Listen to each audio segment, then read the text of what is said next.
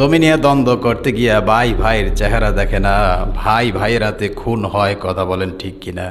আল্লাহ পাক স্মরণ করাচ্ছে, ও বান্দা, আমি তোরে মাটি দিয়ে সৃষ্টি করেছি, মাটিতেই আবার তোকে যেতে হবে। কালামে হাকিমের 20 নম্বর সূরা তাহা এর 55 নম্বর আয়াতে কারিমে আল্লাহ পাক সুন্দর করে বলেছেন, মিনহা খলাকনাকুম ওয়া ফিহা নুঈদুকুম ওয়া মিনহা নুখরিজুকুম তারাতান উখরা।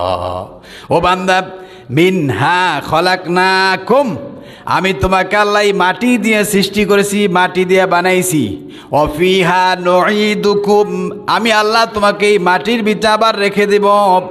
অমিনহা নুখরিজুকুম, আবার আমি আল্লাহ এই মাটি থেকে তোমাকে বের করব। তারাতান উখরা, সকল কি আমার কাছে তোমাদের ফিরে আসতে হবে। জোরে বলি সুবহানাল্লাহ। তাহলে মাটিতে আসি, কোথায় যাব?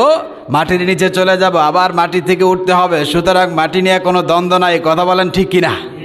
কারো প্রতিবন্ধকতা সৃষ্টি করবেন না, ক্ষমতার বলে বলবেন না তুই আমার এই জায়গা দিয়ে হাঁটতে পারবি না।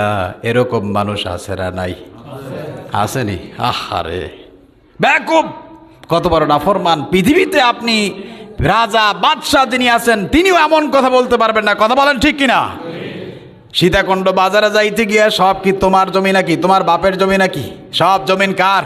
আল্লাহ। অথচ বলে তুই বেটা আমার জমি দিয়ে চলতে পারবি না, রাস্তা আটকিয়ে দেয়, ভাই ভাইকে পথ বন্ধ করে দেয়। কথা বলেন ঠিক কিনা?